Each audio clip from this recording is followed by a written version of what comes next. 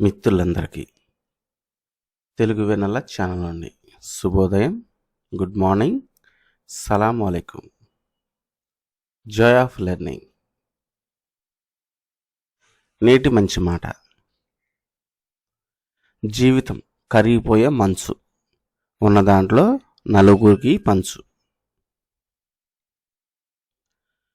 తెలుగు వెన్నెల ఛానల్ని లైక్ చేద్దాం, మిత్రులకి షేర్ చేద్దాం. ఇప్పటివరకు మన ఛానల్ సబ్స్క్రైబ్ చేయకపోతే సబ్స్క్రైబ్ చేద్దాం.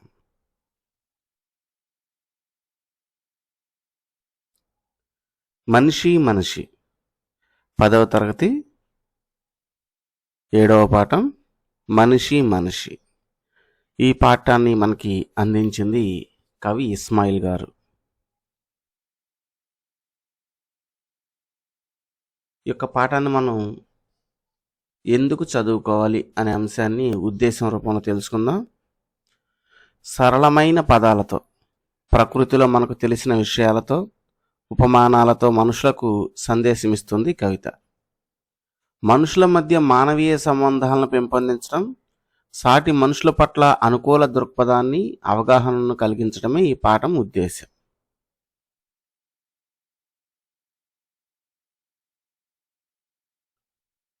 ఈ పాఠ్యాంశాన్ని అందించిన కవి ఇస్మాయిల్ గారి గురించి చిన్న పరిచయం.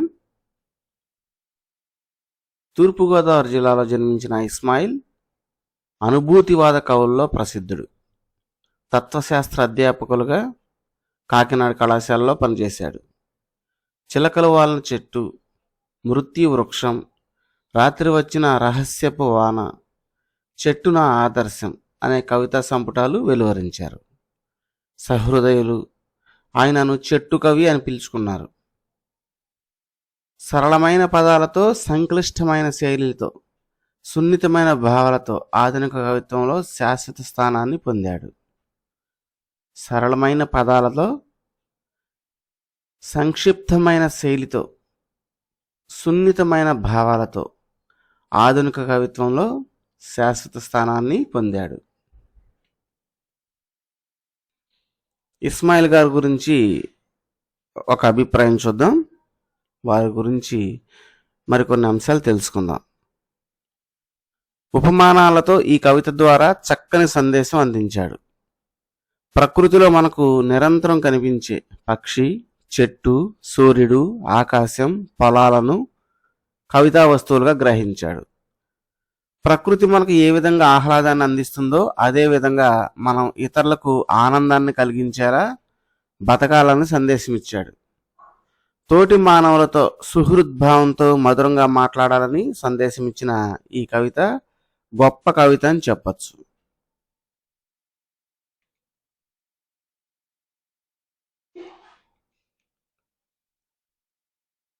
మనం చదువుకోబోయే మనిషి మనిషి అనేది ఒక వచన కవిత. సరళమైన పదాలతో ఉంటుంది. ప్రస్తుత పాఠం ఇస్మాయిల్ కవితలు అనే కవితా సంకలనంలోంచి తీసుకున్నారు.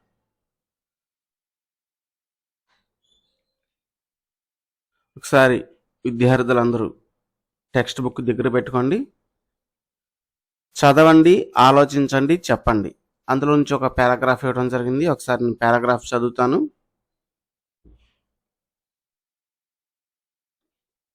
ఆధునిక కాలంలో మనిషి అవసరాలకు, సౌకర్యాలకు అనుగుణంగా అనేక వస్తువులు మార్కెట్లో లభిస్తున్నాయి. మనిషి వాటిని సమకూర్చుకొని విలాసవంతంగా బతకాలని నిరంతరం ప్రయత్నం చేస్తున్నాడు. ఆ ప్రయత్నంలో భాగంగా జీవితాన్ని ఒక పరుగు పందెంగా మార్చుకున్నాడు. ఈ పరుగులో ప్రకృతిని ఆస్వాదించడం, సాటి మనిషితో స్నేహభావంతో మెలగడం మర్చిపోయాడు. మనుషుల మధ్య దూరం పెరిగిపోయింది. ఆ దూరాన్ని తొలగిస్తూ జీవితాన్ని ఆస్వాదించాలనే జీవన సత్యాన్ని కవితాత్మకంగా చెబుతారు కవులు. చాలా మంచి సందేశం ఈ యొక్క పారాగ్రాఫ్ ద్వారా మనం తెలుసుకోవచ్చు. ఈ పారాగ్రాఫ్ కింద ఒక 3 ప్రశ్నలు ఉన్నాయి. ఆ ప్రశ్నలకు సమాధానాలు కూడా చూద్దాం. చక్కగా నోట్బుక్లో రాసుకోండి. మొదటి ప్రశ్న: పై పేరాలోని ప్రాధాన్యతాంశం ఏమిటి? దానికి సంబంధించిన జవాబు చూద్దాం. మనిషి ప్రకృతిని ఆస్వాదిస్తూ సాటి మనిషితో స్నేహభావంతో మెలగాలనేది పై పేరాలోని ప్రాధాన్యతాంశం. రెండవ ప్రశ్న: నేటి మనిషి ఏ విధంగా బతుకుతున్నాడు? సమాధానం వచ్చి నేటి మనిషి విలాసవంతంగా బతుకుతున్నాడు. మూడో ప్రశ్న, మనిషి కోసం కవి ఏ విధంగా తపన పడతాడు? మనుషుల మధ్య దూరాన్ని తొలగిస్తూ జీవితాన్ని ఆస్వాదించే విధంగా చేయడానికి కవి తపన పడతాడు. ఈ విధంగా 3 ప్రశ్నలకి సమాధానాలు మనం నోట్బుక్లో రాసుకోవాలి.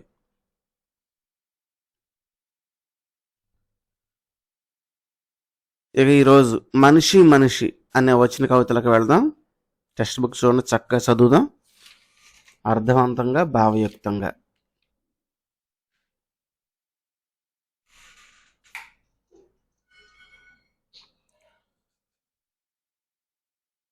మనిషి మనిషి.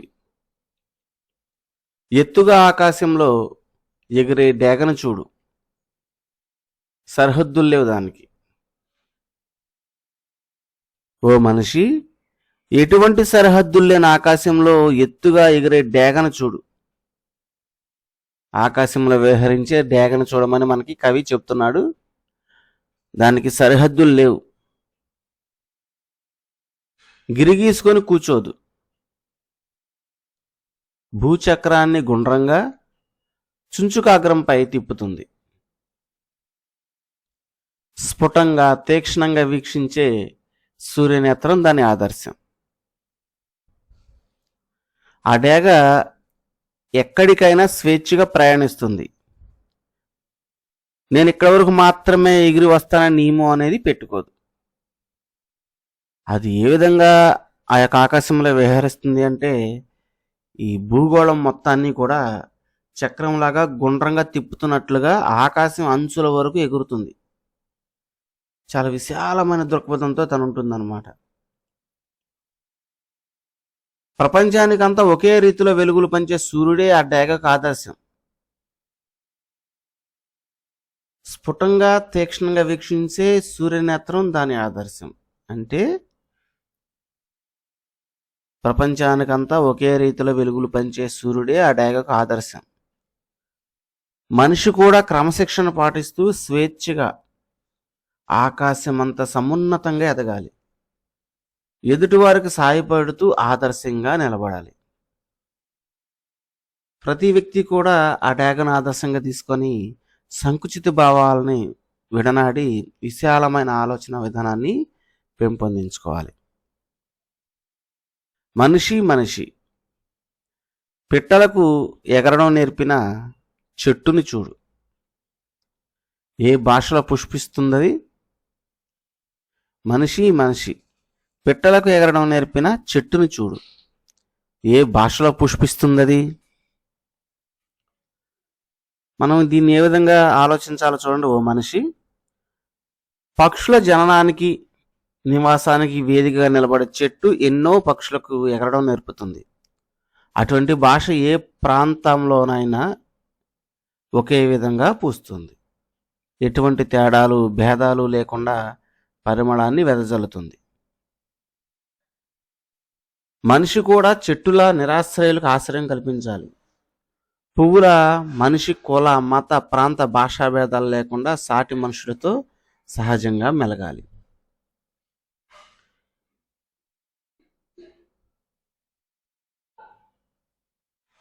విభాగం 2 చూద్దాం ఒకసారి. మనిషి మనిషి. వరిమళ్ళల్లో ఇదే చిరు ఆకాశాలని చిట్టి పరిగల్ని చూడు, ఆనందపు రంగులు. చైనా వియత్నాం జపాన్ పొలాల్లో ఎక్కడైనా అవే కదా. మనిషి మనిషి. వరిమళ్ళల్లో ఇదే చిరు ఆకాశాలని చిట్టి పరిగల్ని చూడు, ఆనందపు రంగులు. చైనా వియత్నాం జపాన్ పొలాల్లో ఎక్కడైనా అవే కదా. ఓ మనిషి, ఆకుపచ్చని వరిమళ్ళలు, ఆ నీళ్లలో ఈదుతున్నట్లు కనిపించే ఆకాశం, రాలిన పరిగలతో ఆహ్లాదపు ఆనందాల రంగుల్ని వెదజల్లేది. అలాగే చైనా వియత్నాం జపాన్ మొదలైన దేశాల్లో పొలాలే కాదు, ఎక్కడైనా ఇవే అందాలతో మనకు కనువిందు చేస్తాయి. మనిషి, నీవు కూడా ఈ ప్రకృతిలుగా ఆహ్లాదాన్ని అందించేలా బ్రతకాలి. ఈ యొక్క లైన్స్ యొక్క భావం కూడా విశాలమైన ఆలోచన దృక్పథాన్ని పెంపొందించుకోవాలి. అలాగే మానవీయ సంబంధాలను కూడా మనం సంరక్షించుకోవాలి. మనిషి ఉప్పు ఏ భాషలోనైనా ఉప్పగానే ఉంటుంది. ఓ మనిషి, ఉప్పును ఏ భాషలో పలికినా ఉప్పగానే ఉంటుంది, మరో రుచిలో ఉండదు. అలాగే ఓ మనిషి, నీవు ఏ భాషలో మాట్లాడినా మనుషులతో సుహృద్భావంతో మధురంగా మాట్లాడాలి.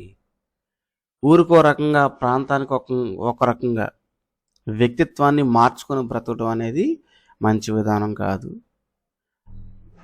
మంచి ఆలోచనలతో, మంచి సేవాభావంతో, విశాలమైన ఆలోచనతో బ్రతకాలి అని చెప్తున్నాడు. చక్కటి సందేశాన్ని ఇచ్చే యొక్క మనిషి అనే యొక్క పాఠ్యాంశాన్ని మనం ఇప్పుడు చూసాము.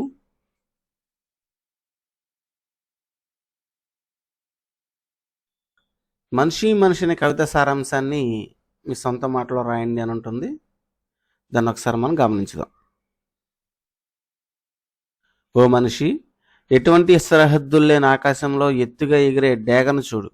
అది ఎక్కడైనా స్వేచ్ఛగా ప్రయాణిస్తుంది. నేను ఇక్కడి వరకు మాత్రమే ఎగిరి వస్తాననే నియమం పెట్టుకోదు. భూమిని చక్రంలా గుండ్రంగా తిప్పుతున్నట్లుగా ఆకాశం అంచుల వరకు ఎగురుతుంది.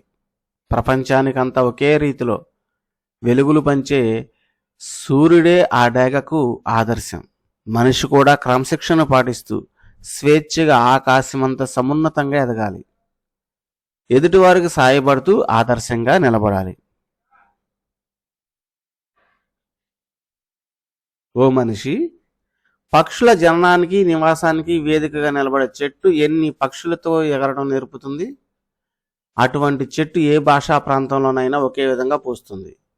ఎటువంటి తేడాలు, భేదాలు లేకుండా పరిమళాన్ని వెదజల్లుతుంది. మనిషి కూడా చెట్ల నిరాశ్రయులకు ఆశ్రయం కల్పించాలి. పువ్వుల మనిషి కుల, మత, ప్రాంత, భాషా భేదాలు లేకుండా సాటి మనుషులతో సహజంగా మెలగాలి.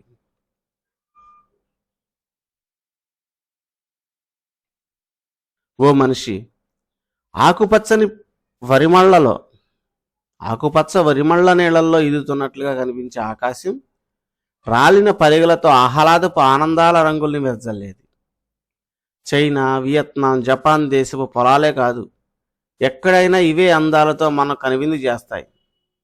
మనిషి, నీవు కూడా ఆ ప్రకృతిలో ఆహ్లాదాన్ని అందించేలా బ్రతకాలి. ఈ విధంగా మనం సారాంశాన్ని చూడొచ్చు. ఒకసారి వచ్చిన కవితను మరొకసారి చదువు. మనిషి, ఎత్తుగా ఆకాశంలో ఎగిరే డేగను చూడు.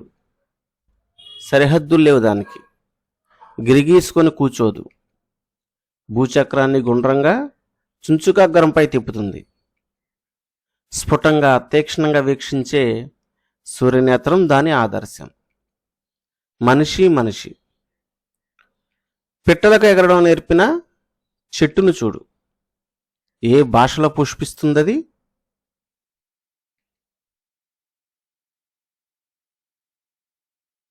మనిషి, వరిమళల్లో ఇదే చిరు ఆకాశాల్ని, చిట్టి పరిగల్ని చూడు.